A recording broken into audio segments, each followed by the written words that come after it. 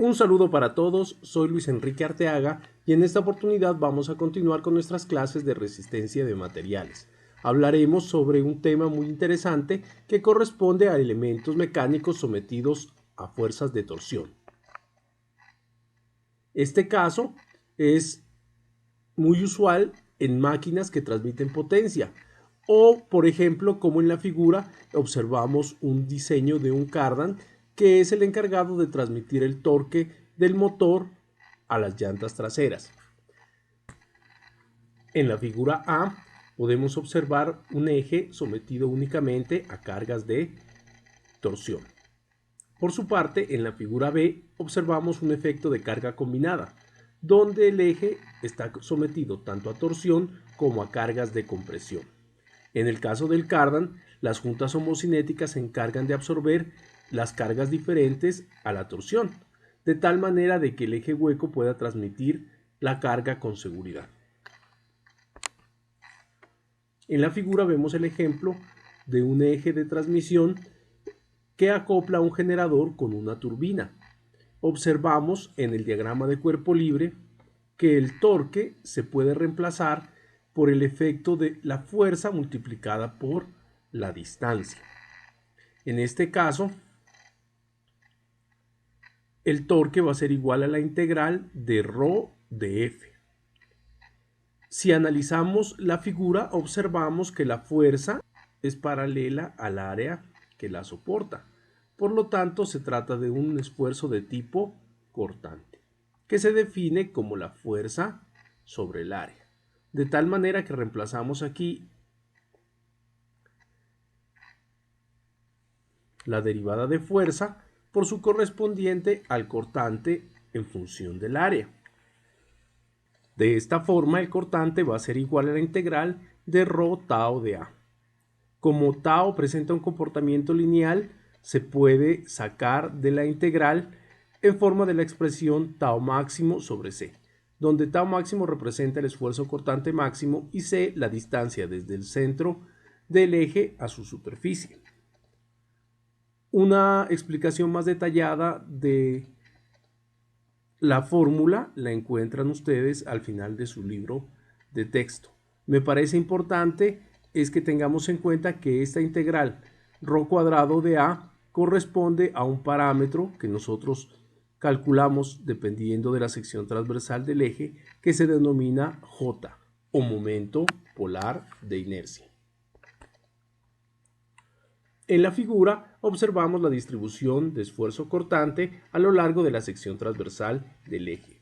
Esta toma un valor de 0 en el centro y alcanza un valor máximo en la superficie, cuando ρ vale o toma un valor de C.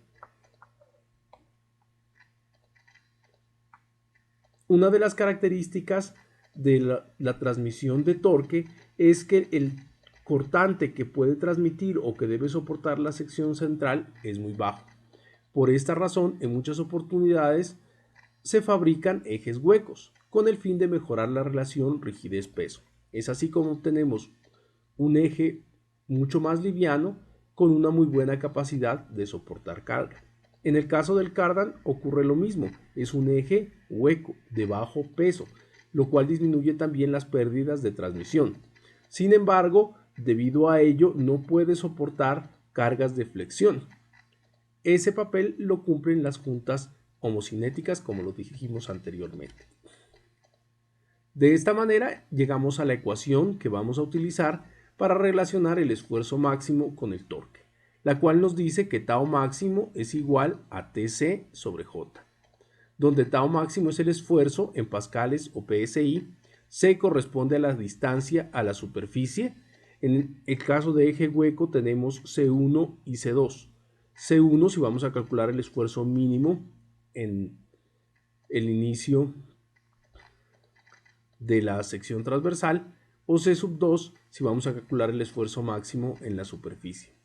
J corresponde al momento polar de inercia, que se expresa en unidades de metros a la 4 o pulgadas a la 4. Importante que entendamos la ecuación. Esta nos dice que entre mayor sea el torque, mayor va a ser el esfuerzo cortante al que va a estar sometido el material.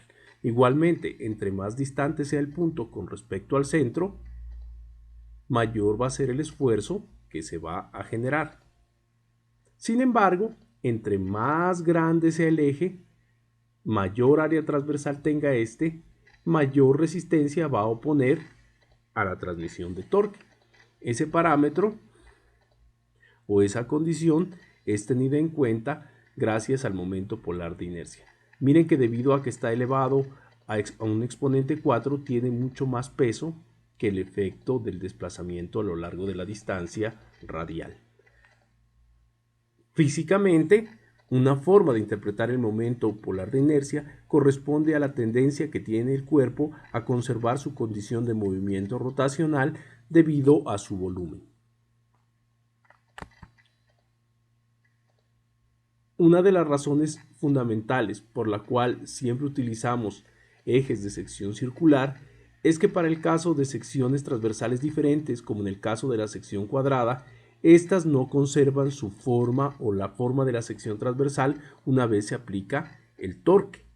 En el caso de la figura que observamos acá de un eje cuadrado, pues estas zonas van a generar una elevadísima concentración de esfuerzos y van a hacer que se generen fallos sobre el eje y sobre el alojamiento.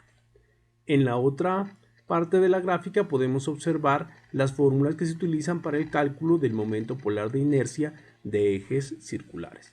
Para un eje circular sólido, J se define como un medio de pi por c a la 4. En el caso de un eje hueco, J se va a definir como la diferencia entre las áreas del eje y el hueco, o lo que es lo mismo, un medio de pi que multiplica a c sub 2 a la 4 menos c sub 1 a la 4, donde c sub 2 es el número más grande, o la distancia a la superficie, y c sub 1 corresponde al radio del agujero. Para entender mejor esos conceptos, vamos a resolver uno de los ejemplos que propone el libro, el cual nos dice que el eje BC es hueco y tiene diámetro interior y exterior de 90 milímetros y 120 milímetros respectivamente. Los ejes AB y CD son sólidos y de diámetro D. Para la carga mostrada nos piden determinar los esfuerzos cortantes máximos y mínimos en el eje BC y el diámetro D requerido en los ejes AB y CD si los esfuerzos cortantes permisibles son de 65 megapascales. Vamos a iniciar la solución del ejercicio determinando el torque en cada una de las secciones. Para hacerlo, vamos imaginariamente a dividir la sección y realizar el diagrama de cuerpo libre del elemento. Es importante siempre que verifiquemos que la sumatoria de torques sea igual a 0. En algunos ejemplos, el torque que se genera como reacción en el apoyo, en el caso de ejes que estén empotrados, no se coloca y puede generar algunos errores de cálculo si no se tiene en consideración.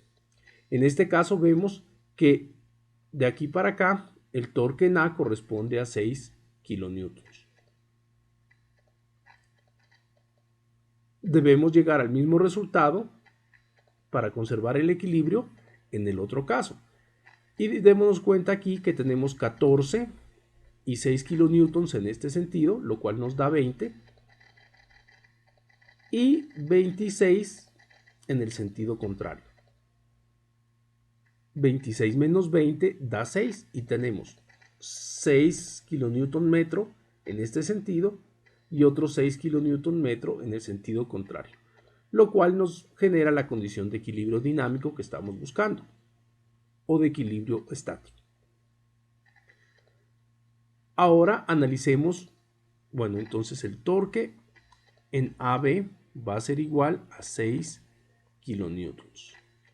Analicemos ahora el torque en BC. Y volvemos a hacer el mismo procedimiento. Dividimos imaginariamente la sección, la mitad de la sección y analizamos los torques a cada lado. En el primer caso tenemos 6 kilonewtons y 14 kilonewtons que nos dan 20 en este sentido. Acá tenemos 26 menos 6 que nos vuelve a dar 20 en el sentido contrario. En ambos casos entonces el T en BC va a ser igual a 20 kilonewtons por metro, que es la unidad de torque. Lo mismo pasa acá. Finalmente, si analizamos la sección CD, el torque en CD va a ser igual a 6 kilonewtons, visto desde acá. En el otro sentido tenemos 6 más 14, 20, menos 26, menos 6 kilonewton metro. Entonces podemos concluir que el torque en AB para este caso es igual al torque en CD. A continuación vamos a calcular el momento polar de inercia del eje hueco, con el fin de encontrar los esfuerzos cortantes máximo y mínimo en este eje, que hemos denominado BC. El momento polar de inercia se define como pi medios de C sub 2 a la 4 menos C sub 1 a la 4. Importantísimo que mantengamos la unidad dimensional de nuestra ecuación y expresemos todo en metros. Entonces 60 lo dividimos entre 1000, nos da 0.06 a la 4, que es el radio exterior, menos 45 entre 1000, 0.045 elevado a la 4. Operando obtenemos que J va a ser igual a 13.92 por 10 a la menos 6 metros a la 4. El tercer paso corresponde al cálculo de los esfuerzos. El esfuerzo en la sección BC que calculamos era de 20 kN por metro. C corresponde a la distancia o al punto más distante de la superficie donde el esfuerzo cortante es máximo. Y J al momento polar de inercia que calculamos anteriormente. Por lo tanto, el esfuerzo máximo es de 86.2 megapascales. Para calcular el esfuerzo mínimo, tau mínimo, vamos a decir que este es igual otra vez al torque al que está sometido el eje, que es TBC, por la distancia a la superficie, que en este caso lo que estamos analizando es la superficie con menor cortante, T mínimo, que la hemos llamado C sub 1, sobre J, que es igual a los mismos 20 kN por metro por 0,060, cambia por 0.045 sobre J, que es 13,92 por 10 a la menos 6 metros a la 4. Esta distancia está en metros.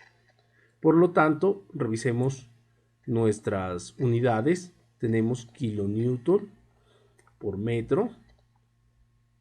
Por este metro de acá nos da metro cuadrado sobre metro a la 4. Este cuadrado se nos cancela y nos queda kilonewton sobre metro cuadrado. O lo que es lo mismo, kilopascal.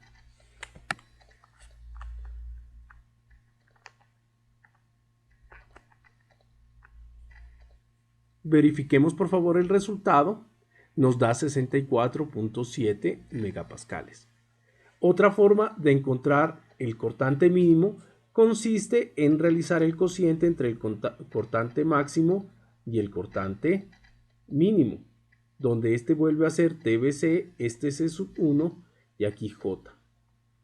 El J se nos cancelan, igual se cancelan los torques y obtenemos esta relación, tau mínimo sobre tau máximo es igual a C1 sobre C sub 2.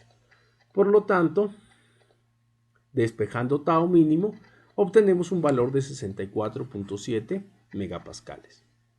Hemos visto entonces dos formas de encontrar el tau mínimo. Uno puede elegir la que le resulte más conveniente.